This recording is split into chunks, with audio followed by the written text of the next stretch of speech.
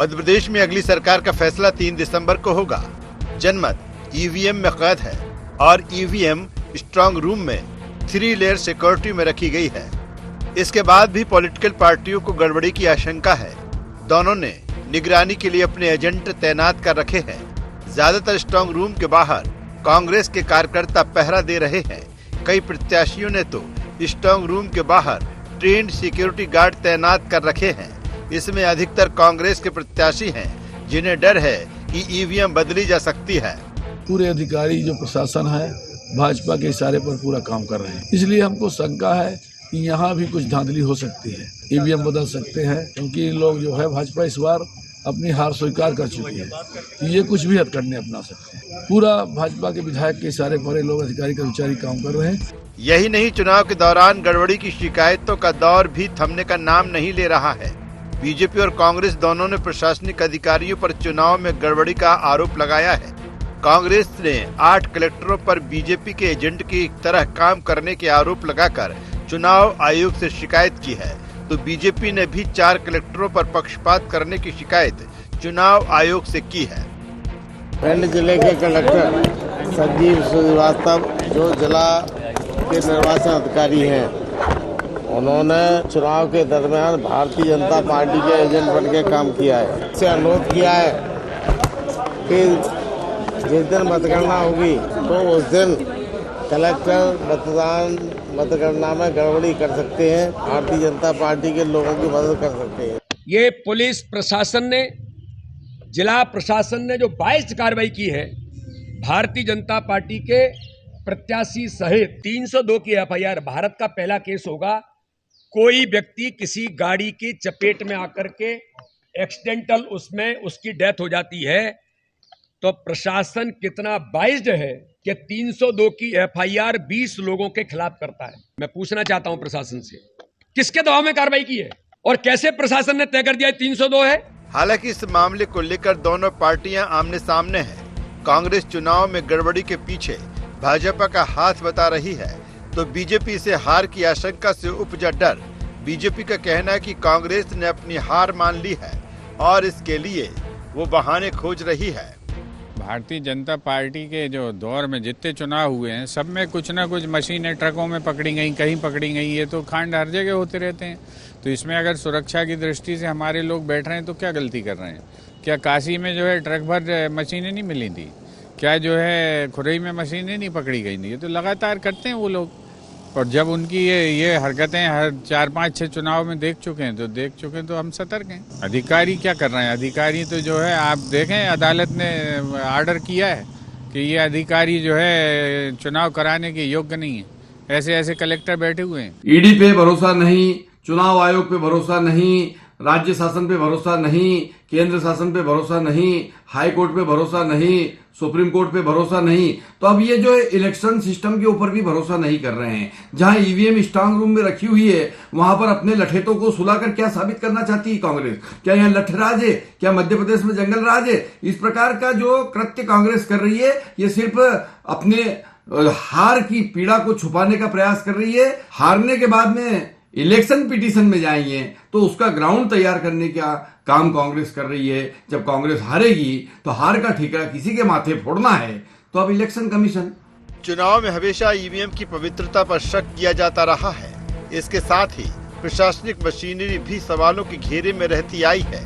हालांकि हर अग्नि परीक्षा में ईवीएम खरी उतरी है, वहीं मध्य प्रदेश का प्रशासनिक तंत्र भी बेदाग रहा है। देखना यह है कि इस चुनाव के बाद सियासी दल ईवीएम और प्रशासनिक तंत्र पर भरोसा कायम रख पाते हैं या नहीं। Bureau report, IND 24।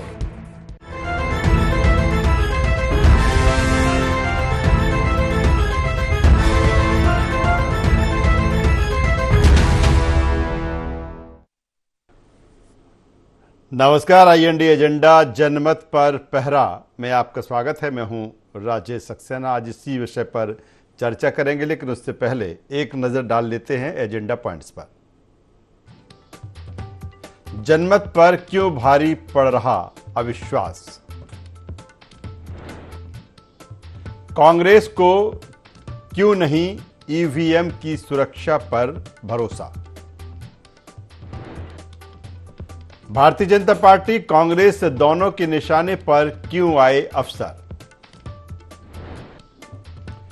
Madhya Pradesh में निष्पक्ष चुनाव पर संदेह क्यों? तो ये अहम एजेंडा पॉइंट्स हैं जिसके इर्द गिर्द आज की हमारी ये चर्चा होगी। जिस तरह से मध्य प्रदेश की 230 विधानसभा सीटों पर 17 नवंबर को वोट डाले गए और सभी विधानसभा की जो ईवीएम मशीनें हैं उन्हें स्ट्रांग रूम में रखा गया है। दूसरी तरफ अगर बात की जाए कांग्रेस की, तो कांग्रेस लगातार अधिकांश जगहों पर या कहें सभी विधानसभा क्षेत्रों में जहां पर स्ट्रांग रूम में जितनी विधानसभा की ईवीएम मशीनें रखी हुई हैं वहां पर पहरा दे रही है, चौकसी कर रही है। उसको डर है कि ईवीएम मशीनों के साथ गड़बड़ी हो सकती है। एक अविश्वास यहां पर नजर आ रहा है। दूसरी तरफ यह भी सही है कि इस बार अगर देखा जाए, कुल मिलाकर देखा जाए तो एक ही दिन में जो मतदान हुआ शांतिपूर्ण तरीके से मतदान हुआ, कुछ छुटपुट चीज़ों को छोड़ दिया जाए, लेकिन उसके बाद कई जगहों पर कांग्रेस, जिस तरह से कांग्रेस का ये आरोप है कि जो वहाँ के कलेक्टर थे उन्होंने भारतीय जनता पार्टी को लेकर काम किया। दूसरी तरफ भारतीय जनता पार्टी भी कुछ जगहों को लेकर कह रही है कि वहाँ के कलेक्टर ने उनके दूसरी तरफ कांग्रेस के लिए काम किया या निष्पक्ष जांच नहीं की गई। ये तमाम सारी चीज़ें रही हैं। कुल मिलाकर कह सकते हैं कि जनपद पर जिस तरह से पहरा है, या कह सकते हैं कि संगीनों के साए में ईवीएम मशीन है, इसके बावजूद भी सवाल खड़े हो रहे हैं उनकी सुरक्षा को लेकर, उनकी विश्वसनीयता को लेकर। आज इसी पर हम चर्चा करेंगे, बातचीत करेंगे। चर्चा शुरू करें उससे पहले अपने मेहमानों से आपका तारुफ करा देते हैं, परिचय करा देते हैं। 3 मेहमान इस चर्चा में हमारे साथ में होंगे। हमारे साथ में है डॉक्टर ब्रजेश पांडे जी, प्रदेश प्रवक्ता भारतीय जनता पार्टी। स्वागत है ब्रजेश जी आपका। नमस्कार। हमारे साथ में है अवनीश भार्गव जी, प्रदेश प्रवक्ता कांग्रेस। स्वागत है अवनीश जी। और हमारे साथ में है वरिष्ठ पत्रकार देवदत्त दुबे साहब। मैं स्वागत करूंगा देवदत्त दुबे साहब आपका भी। नमस्कार। मैं सीधे अवनीश जी आपके पास में आता हूं। अगर बात की जाए 230 विधानसभा सीटों की और इनऑल देखा जाए, कि मैं नहीं कहता कि कुछ घटनाओं को छोड़ दिया जाए, छुटपुट जो चीज़ें हुई हैं, और ये भी कह सकते हैं कि इस बार जो देखने को मिलता था कि बड़ी संख्या में ईवीएम मशीनों का खराब होना या वहाँ पर मतदान देर से शुरू होना, और अब स्ट्रांग रूम में मशीनें रखी हैं। लगातार आपके जो कार्यकर्ता हैं, जो नेता हैं, दिन रात वहाँ पर पहरा दे रहे हैं, तब तक 3 दिसंबर तक, जब तक कि इसकी काउंटिंग नहीं हो जाती। ये अविश्वास आखिर क्यों? देखिए राजेश जी, अविश्वास होना भी चाहिए, और पूरे देश में जिस तरीके का वातावरण है, खासतौर से भारतीय जनता पार्टी की केंद्र में सरकार है और मध्य प्रदेश में सरकार है। आपने 2020 को देखा है किस तरीके से जनमत को ये लूट के ले गए। जनादेश किस तरीके का दिया गया था। मध्य प्रदेश की जनता ने भारतीय जनता पार्टी और शिवराज सिंह चौहान को नकारा था, और 2020 में जनता के ऊपर पुनः थोप दिया गया। वोट की सरकार को नोटों में परिवर्तित करने का काम भारतीय जनता पार्टी। तो भारतीय जनता पार्टी का लोकतंत्र पे, प्रजातंत्र की जड़ें मजबूत करने में विश्वास नहीं है। ये एन केन प्रकरण सत्ता पे काबिज होना जानते हैं। इनकी दाढ़ में सत्ता का खून लगा हुआ है, तो उसको ये छोड़ना नहीं चाहते। तो लगता यही है, ईवीएम हो या प्रशासनिक अमला हो, जिस तरीके से भारतीय जनता पार्टी ने सेटिंग की है और जिस तरीके से उनका अमला बिछा हुआ है, भारतीय जनता पार्टी और उससे संबंधित लोगों को ही इन्हें कलेक्टर बना के बिठाया है यहाँ पे। तो लगातार नेता प्रतिपक्ष या डॉक्टर गोविंद सिंह जी बात करें या आदरणीय कमलनाथ जी बात करें, वो इस पे बराबर हम कह रहे हैं। मैं कलेक्टरों की बात करूंगा तो कलेक्टर एजेंट के रूप में भारतीय जनता पार्टी का काम कर रहा है, लेकिन मध्य प्रदेश की जनता ने जो रुख अपनाया, ये चुनाव भारतीय जनता पार्टी के खिलाफ प्रदेश की जनता ने लड़ा है, और निश्चित तौर पे जनता ने जो जनादेश दिया है, जो उसकी सुरक्षा करना सबका दायित्व बनता है। तो इन पे कैसे यकीन करें भारतीय जनता पार्टी के अमले पे, भारतीय जनता पार्टी के लोगों पे। लेकिन अवनीश जी, ये सारी व्यवस्था तो चुनाव आयोग की है। देखिए, चुनाव कुल मिलाकर देखा जाए एक समय चुनाव आयोग की है जी, लेकिन जिस तरीके से अधिकारी इनने तैनात किए हैं जिले में, एसडीएम, तहसीलदार, नीचे के सर्कल में, तो कहीं ना कहीं उन पे संदेह पैदा होता है। कांग्रेस को आज भी मेहनत करके मैं कह सकता हूं मैं 60% वोट लाना पड़ता है, जब जाके हमारे वोट 45% 50% पे बचते हैं। 5-10% वोट तो इनका प्रशासनिक अमला कई जगह डिस्टर्बेंस कर देता, लंबी लाइन लगा देगा, मशीन खराब हो गई, कहीं कुछ हो गया, तो जो सहयोग करना चाहिए इनने नहीं किया। लेकिन मध्य प्रदेश की जनता ने जो भारतीय जनता पार्टी के खिलाफ चुनाव लड़ा है, निश्चित तौर पे उस ईवीएम की सुरक्षा करना भी जरूरी है। दो चीजें मध्य प्रदेश में प्रजातंत्र को बचाना, ब्रजेश पांडे जी, दो चीजें अहम है। जिस तरह से कांग्रेस को ईवीएम मशीनों की जो सुरक्षा है उस पर भरोसा नहीं है। हालांकि मैं ये भी कहूंगा कि इस बार कई स्ट्रांग रूम के बाहर ये भी देखा जा रहा है कि अगर कांग्रेस वहां पर पहरा दे रही है तो भारतीय जनता पार्टी भी वहां पर मुस्तैद है। किस रूप में देखें इस अविश्वास को कांग्रेस के? देखिए सक्सेना साहब, बहुत स्पष्ट बात है। अभी मैं अपने कांग्रेस के विद्वान प्रवक्ता आदरणीय अविनाश भार्गव जी को सुन रहा था, और ये इनका तर्क है। हर व्यक्ति को अपना तर्क होता है और उसे अपनी बात करनी चाहिए। लेकिन महत्वपूर्ण बात यह है कि जब किसी भी प्रदेश में अगर कोड ऑफ कंडक्ट लग जाता है, केंद्रीय चुनाव आयोग उस चीज को निगरानी करता है, तो हम समझते हैं निर्वाचन जो है, भारत के निर्वाचन को भारत के कॉन्स्टिट्यूशन के अंदर एक स्वतंत्र नियामक के रूप में स्थापित किया गया है, जो स्वतंत्र निष्पक्ष जो है आयोग के रूप में गठित है। और उस पर संदेह किसी को नहीं करना चाहिए, क्योंकि अगर आप अपने कॉन्स्टिट्यूशन पे विश्वास करते हैं, डॉक्टर भीमराव अम्बेडकर साहब के लिखे संविधान पर विश्वास करते हैं, तो इस पर अविश्वास उठना नहीं चाहिए। आपने बिल्कुल ठीक किया और अच्छे विषय पर आपने डिबेट किया। महत्वपूर्ण बात यह है कि अगर ईवीएम में किसी तरह की टेम्परिंग होती या इलेक्शन को लेकर के कोई दल जो है कुछ कर लेता, तो ये पहरेदारी की जरूरत नहीं होती। और फिर जो भी अधिकारी होते हैं, ये अधिकारी केंद्रीय चुनाव आयोग के निर्देश पर काम करते हैं, कमीशन के निर्देश पर कार्य करते हैं, क्योंकि इस समय कोई भी व्यक्ति जो होता है वो एक्टिंग रूप में नहीं होता है, ना वो स्पीकर होता है, ना कोई अन्य पद होता है। ठीक है, केयर टेकर चीफ मिनिस्टर होता है, क्योंकि वो मुख्यमंत्री को शपथ दिलाई जाती है चीफ जस्टिस के माध्यम से। तो जो भारत का जुडिक्शन है या भारत का जो संविधान है, कॉन्स्टिट्यूशन, देश के लोकतंत्र के तीनों स्तंभों को, न्यायपालिका, कार्यपालिका, व्यवस्थापिका, तीनों का महत्वपूर्ण आधारभूत ढांचा है हमारा इंफ्रास्ट्रक्चर। तो हम समझते हैं कि केंद्रीय चुनाव पर विश्वास करना चाहिए। और ईवीएम को लेकर के जब कुछ जगह हो सकता है कि अगर लाइट पोल हो गई हो, या जो बाहर इन्होंने सीसीटीवी कैमरे लगाए हैं, इस बात से अविनाश भार्गव जी भी सहमत होंगे, हो सकता है कुछ टेक्निकल दिक्कत हो, क्योंकि टेक्निकल दिक्कत हो सकती है, क्योंकि वहां अंदर भी जो लोग हैं वो लोग भी कुछ गलत नहीं करना चाहेंगे, कि उनका कोई लेन देन नहीं, सरकार किसी की बन जाए, कर्मचारी वो अपने स्टेट के हो जाते हैं। 2018 के चुनाव में भी देखिए, मध्य प्रदेश के अंदर शिवराज जी की सरकार थी, लेकिन जब चुनाव का रिजल्ट आया तो 4-5 सीटों से कांग्रेस जो है वो सरकार बनाने में सफल रही। वोट ऑफ परसेंटेज भले बीजेपी के थे। तो ये ऐसा कुछ नहीं होता। छत्तीसगढ़ में सरकार कांग्रेस की बनी, इसको बिल्कुल नहीं समझना चाहिए। और अगर होता तो हम पंजाब जैसे प्रदेश को क्यों छोड़ते, अन्य प्रदेशों में भी जहां कांग्रेस की सरकार बनी। चलिए अवनीश जी, जब मैं अवनीश जी के पास में आऊंगा तो इसी सवाल को मैं आगे बढ़ाऊंगा। ब्रजेश जी, आपका जो है विश्वास करना पड़ेगा, जी चलिए तभी सही रिजल्ट। मैं ब्रजेश जी आऊंगा आपके पास भी, दोबारा आऊंगा आपके पास में, सीधे देवदत्त दुबे साहब के पास में आ जाता हूं। देवदत्त दुबे साहब, किस तरह से देखे इस पहरेदारी को? लेकिन ये भी सही है, फिर वही बात कहेंगे कि अगर इन ऑल देखा जाए तो बेहतर तरीके से मतदान हुआ, सुरक्षित तरीके से मतदान हुआ। लेकिन समय समय जिस तरह से देखा जा रहा है, पिछले 2018 में भी देखा था कि जो पहरेदारी है, जो चौकसी है कांग्रेस की लगातार, जब से ईवीएम मशीनें स्ट्रांग रूम में रखी जाती, पूरे समय वहाँ के उनके जो कार्यकर्ता थे, नेता थे, दिन रात वहाँ पर पहरेदारी में रहे। किस तरह से देखें कि ये जो चीज़ें हैं कि अविश्वास जो है या जिस तरह से ये पहरा है, किस रूप में देखते हैं इसको देवदत्त दुबे साहब? देखिए, दूध का जला छाछ भी फूंक फूंक कर पीता है। लगातार सत्ता से बाहर रहने के बाद कांग्रेस डरी सहमी रहती है कि ऐसा ना हो एंड टाइम पे कुछ हो जाए। वैसे तो सभी संस्थाओं पे हमें भरोसा करना चाहिए, लेकिन ये सतर्कता अच्छी है उससे कि कहीं बाद में आप आरोप लगाओ, परिणाम आने के बाद यदि आरोप लगाएं कि पता नहीं इतने दिन रखी रही मशीन ईवीएम अंदर क्या हुआ।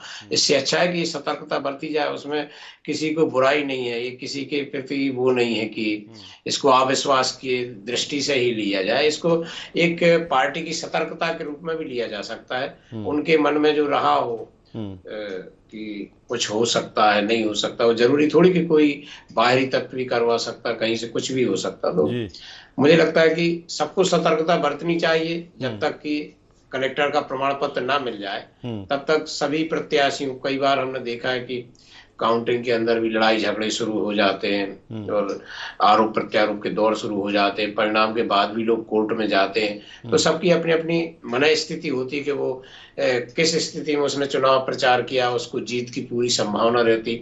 और चुनाव तो ऐसा मनोविज्ञान है कि हर प्रत्याशी को लगता है कि वही जीत रहा है। इस समय आप ये केवल कांग्रेस के नहीं, कई जगह भाजपा के, निर्दलीय, आप पार्टी, बसपा, सपा के प्रत्याशी भी पहरा दे रहे हैं, क्योंकि सबको अपनी अपनी जीत का भरोसा रहता है। सबको मतदाता कहता है हाँ हम आपको ही वोट दे रहे हैं, कोई मुंह पे तो मना करता नहीं है। और जिस तरीके से जोड़ घटाना चल रहा है विधायक जो प्रत्याशी है उनका विधानसभा क्षेत्र में और राजनीतिक दलों का मुख्यालय में, तो मुझे लगता है कि 230 की जगह का 400 विधायक हो, क्योंकि दोनों जुड़ रहे हैं 130, 140, 120, तो वो 230 से ज्यादा संख्या हो रही है। इसी तरह जो विधानसभा में वोटें जोड़ी जा रही हैं, हर प्रत्याशी 80,000, 90,000, 1 लाख तक जोड़ रहा है। तो जहां 2 लाख वोट पड़े हैं, 2,30,000, वहां 3-3, 4-4 लाख की गिनती हो रही। तो ये तो विश्वास है उनका, सबका अपना जो परिश्रम किया है तो प्रतिफल भी अनुकूल चाहते हैं। तो उसके लिए सतर्कता, सावधानी, क्योंकि आधुनिक दौर में, मशीनी युग में कुछ भी हो सकता है, कहीं भी हो सकता है। कितने सारे उदाहरण हैं देश दुनिया के सामने। तो मुझे लगता है इसमें कोई बुराई नहीं है। बेहतर बात आप कर रहे हैं देवदत्त दुबे साहब। सीधे अवनीश जी के पास में आता हूं। अवनीश जी, जिस तरह से डॉक्टर ब्रजेश पांडे साहब कह रहे हैं कि जब बात छत्तीसगढ़ की कर लें 18 में, राजस्थान की बात कर लें 18 में, फिर अभी हिमाचल प्रदेश में हुआ, कर्नाटक में हुआ और आपने वहाँ पर सरकार बनाई। वो कहते हैं कि जब जहाँ पर आपकी सरकार बन जाती है वहाँ आपके सवाल नहीं हैं, जहाँ कुछ चीज़ें आपके विपरीत आती हैं तो उस समय फिर आपके सवाल खड़े हो जाते हैं। ईवीएम पर भी सवाल खड़े हो जाते हैं, स्ट्रांग रूम पर भी सवाल खड़े हो जाते हैं, सरकारी मशीनरी पर भी हो जाते हैं। देखिए राजेश जी, यहाँ तक हम ईवीएम की बात करेंगे तो कांग्रेस के समय ईवीएम आई, कांग्रेस ने केंद्र में सरकार भी खोई, राज्यों में भी खोई, कहीं कोई दिक्कत थी नहीं इस तरीके से, क्योंकि सरकार की मंशा देश में प्रजातंत्र को मजबूत करने की थी, लोगों को ताकत देने की थी।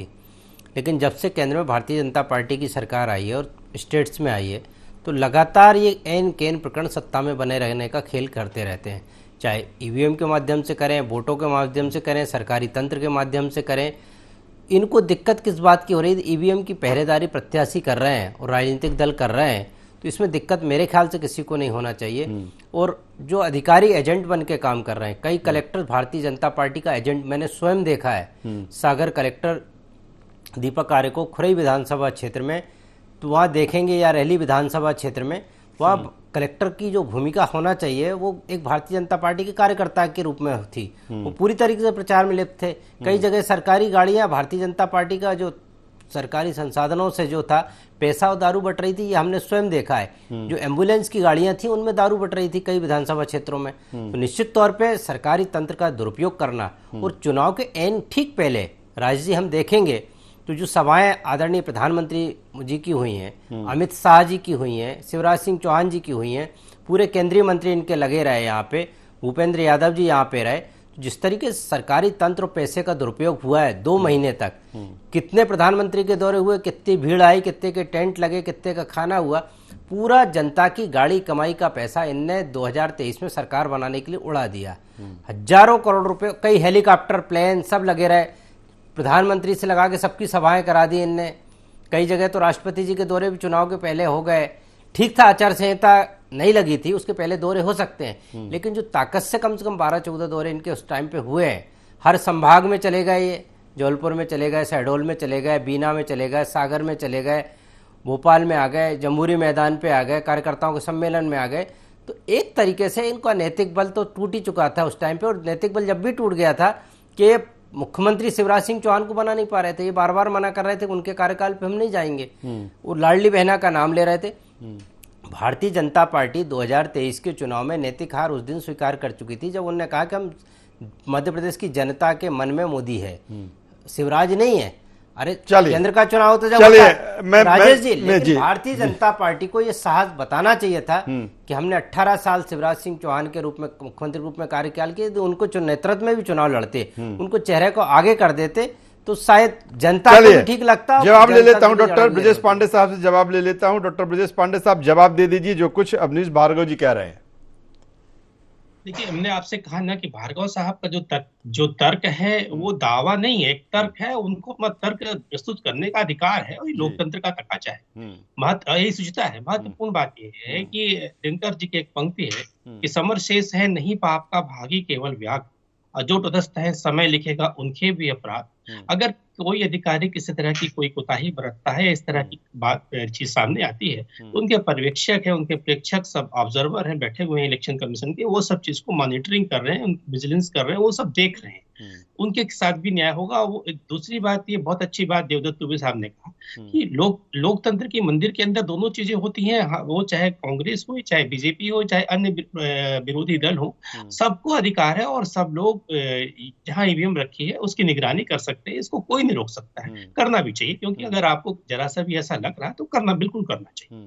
दूसरी महत्वपूर्ण बात यह है कि प्रधानमंत्री जी का दौरा होना या अमित शाह जी का दौरा होना या केंद्रीय नेताओं का दौरा होना, दोनों ही पार्टियां अन्य पार्टियों में भी स्टार प्रचारक होते हैं और वो आते हैं। आप देखिए, कांग्रेस से भी आदरणीय राहुल गांधी जी आए, प्रियंका गांधी जी आए, खड़गे साहब आए, सरकारी पद पे रहते हुए सरकारी मध्य प्रदेश का जनता की गाड़ी कमाई का पैसा भारतीय जनता पार्टी ने मध्य प्रदेश में बर्बाद किया है सभाओं के माध्यम से। वो देखने लायक है। 2 महीने तक कितने दौरे हुए? राहुल जी या प्रियंका जी का दौरा कांग्रेस पार्टी की तरफ से होता है, सत्ता केंद्र में है ना मध्य प्रदेश में। देखिए, और उनके दौरे भी 10% हुए हैं। जिस तरीके से प्रधानमंत्री जी के दौरे जो हुए हैं, गृह मंत्री जी के दौरे हुए हैं, मध्य प्रदेश में केंद्रीय मंत्रियों के दौरे हुए हैं, नरेंद्र सिंह तोमर को आपने पूरे देश के चुनाव को मध्य प्रदेश में लगा दिया। आपने केंद्रीय मंत्रियों को चुनाव लड़ा दिया, प्रहलाद पटेल जी चुनाव लड़ रहे हैं, नरेंद्र सिंह तोमर जी चुनाव लड़ रहे हैं, आपके कैलाश विजयवर्गीय आपके केंद्रीय नेता चुनाव लड़ रहे हैं, रावदेव प्रताप सिंह चुनाव लड़ रहे हैं, दीदी पाठक चुनाव लड़ रही है। आपने केंद्र की सरकार को छोड़ के मध्य प्रदेश में सत्ता हथियाने के लिए देश के प्रधानमंत्री, गृह मंत्री और केंद्रीय मंत्रियों को जिस तरीके से मध्य प्रदेश के चुनाव में लड़ा है, मैं कह सकता हूं कि आपकी नैतिक हार उस दिन हो गई थी कि आपको सेंट्रल लीडरशिप को मध्य प्रदेश में लगाना पड़ा। आप केंद्र में जिम्मेदार पद पे देश की सरकार चला रहे हैं, सरकार से ज्यादा महत्वपूर्ण आपको मध्य प्रदेश में सरकार बनाना लग रहा है। प्रकरण यहाँ पे सरकार, अच्छा आप प्रधानमंत्री और गृह मंत्री और केंद्रीय मंत्रियों के द्वारा सरकारी खर्च भी नहीं होते क्या? वो प्लेन से आते जाते हैं, आप ट्रेन तंबू लगाए, आपने किसलिए लगाए? 3 तारीख को राज्य शासन समिति का 3 तारीख को जब रिजल्ट आएगा तब आप आंदोलन करिएगा, तब अपना डिसीजन दीजिएगा। लेकिन अभी तो ये है कि चुनाव आयोग के ऊपर विश्वास करना चाहिए सभी को, क्योंकि चुनाव आयोग एक स्वतंत्र नियामक एजेंसी है और माननीय सुप्रीम कोर्ट भी इस मामले में कह चुका है आर्टिकल 24C में कि अन्य जितनी भी आर्टिकल 21C में, इसलिए इस चीज को आप दोनों मेहमानों की बात यहाँ पर आ गई है, दोनों मेहमानों की बात यहाँ पर आ गई। सीधे देवदत्त दुबे साहब के पास में आ जाता हूं। चुनाव आयोग निष्पक्ष निर्भीक ईमानदारी से चुनाव चलिए जी, मैं सीधे अब वरिष्ठ पत्रकार देवदत्त दुबे साहब के पास में आता हूं। देवदत्त दुबे साहब, अगर देखा जाए, ठीक है, ईवीएम की जो पहरेदारी है और दोनों मेहमान इस बात को लेकर कह रहे हैं, आपने भी कहा कि कोई इसमें गुरेज नहीं, कोई बुराई नहीं, करना चाहिए। एक सवाल और उठ रहा है, अगर कांग्रेस ये सवाल खड़े कर रही है कि सरकारी मशीनरी का दुरुपयोग हो रहा है और जिस तरह से कांग्रेस 8 कलेक्टरों पर कटघरे में उनको खड़ा कर रही है, तो भारतीय जनता पार्टी भी कह रही है कि 4 कलेक्टरों पर पक्षपात करने की शिकायत चुनाव आयोग से की है। इसको किस रूप में देखें? दुबे साहब ने देखा राजनगर का मामला जिस तरह से आया, वहां पर बीजेपी के प्रदेश अध्यक्ष वी डी शर्मा जी वहां पर पहुंचे, ऐसे अन्य जगहों पर जिस तरह से चीजें हुई हैं। देखिए, जो अपना प्रशासनिक तंत्र है वो सबसे बड़े मौसम विज्ञानी भी होते हैं जी। ये एक तो वो ऐसा कोई एकदम से पार्टी बन के काम करते नहीं है, लेकिन कुछ अफसर, जैसे सभी जगह पत्रकारिता में हर क्षेत्र में कुछ लोग तो ऐसे होते हैं अपवाद स्वरूप। तो वो आप देखें, कुछ घटनाएं ऐसी हुई कि जहां सत्ताई पक्ष के लोग परेशान हो गए, जैसे वो छतरपुर का मामला था, उसमें 302 कायम कर दिया बिना किसी जांच वो समझे कि क्या हुआ क्या नहीं हुआ। और भी मामले हैं। तो सत्ता पक्ष और विपक्ष दोनों, कुछ अधिकारी भांप लेते हैं किसकी सरकार आ रही उसका पक्ष लेने पड़ते हैं, कुछ सरकार के साथ रहते हैं। जब कांग्रेस की सरकार हुआ करती थी तब अधिकारियों पर भी ये आरोप रखते थे कि ये अधिकारी कांग्रेस के साथ हैं, 10 सालों तक जब दिग्विजय सिंह मुख्यमंत्री रहे, तब भाजपा ये आरोप हमेशा लगाती थी और आज भाजपा लगा रही है। तो कुछ तो होता है और कुछ बढ़ा चढ़ाकर भी किया जाता है, क्योंकि सबको न्याय चाहिए, सबको समाधान चाहिए और समस्याएं ऐसी हैं कि अधिकारी कई बार काम भी करता है तो भी विरोध होता है। कई जगह लोग जो जिस तरह की गड़बड़ियां करना चाहते वो जब नहीं कर पाते तो अधिकारी पर आरोप लगा देते हैं, कहीं अधिकारी भी पक्षपात करते। तो ये जो चल रहा है ये ऐसे ही चलेगा, आरोप प्रत्यारोप का दौर भी चलेगा, अच्छे कर्मठ अधिकारी भी मिलेंगे। आप देखो TN शेषन साहब जब आए तो कितने चुनाव सुधारों में शुरुआत हुई। अभी भी कई अधिकारी ऐसे हैं जिन्होंने बहुत दृढ़ता के साथ कानून का पालन किया है और कई जगह बिल्कुल खुली छूट रही, ना कोई चेकिंग हो रही, ना कुछ हो रहा, कितने वाहन किसके चल रहे हैं। तो ये सब चलता मिला। चलिए, बेहतर बात देवदत्त दुबे साहब कह रहे हैं और लोकतंत्र प्रजातंत्र की खूबसूरती यही है कि जो अधिकार जनता को मिला है वो बेहतर तरीके से उस अधिकार का इस्तेमाल कर सकें। और फिर एक बात ये कहेंगे कि इनऑल देखा जाए तो मध्य प्रदेश में जिस तरह से मतदान हुआ बेहतर तरीके से हुआ, कुछ सामान्य घटनाएं अगर छोड़ दी जाएं। और अब इंतज़ार 3 दिसंबर को है और यही कारण है कि जो स्ट्रांग रूम में EVM मशीनें रखी हुई हैं, पहरेदारी है, उसकी सुरक्षा है, चुनाव आयोग अपने तरीके से व्यवस्था की गई है, राजनीतिक दलों ने अपने तरीके से उसको सुरक्षित रखने को लेकर जो प्लान तैयार किया उसी प्लान के अकॉर्डिंग वो सारी चीज़ें हो रही हैं। तीनों मेहमानों का यहाँ पर धन्यवाद करता हूँ, शुक्रिया करता हूँ। तो जिस तरह से अब इंतज़ार 3 दिसंबर का जब EVM मशीन खुलेंगी, लेकिन उससे पहले जिस तरह से जनमत पर जो पहरा है या संगीनों के साए में हम जो कह रहे हैं, जिस शब्द का इस्तेमाल कर रहे हैं कि EVM मशीनें रखी हुई हैं, तमाम जो राजनीतिक दल हैं वो भी इसको सुरक्षित तरीके से ये रहे उसके लिए भी पहरेदारी कर रहे हैं। इसके साथ ही जो आरोप प्रत्यारोप हैं वो भी चल रहे हैं, लेकिन कुल मिलाकर जब 3 दिसंबर को ये मशीनें खुलेंगी और उसके बाद ही ये फैसला, जनमत का जो फैसला रहेगा, जनता का जो फैसला रहेगा, सब के सामने होगा कि आखिर जनता ने किस सरकार, किस दल की सरकार को उन्होंने चुना है, किस तरह की सरकार जनता अब मध्य प्रदेश को 2023 में देती है। ये देखने वाली बात होगी। IND एजेंडा में बस इतना ही। IND 24 पर खबरों का सिलसिला लगातार जारी है। अब बने रहिए हमारे साथ। नमस्कार।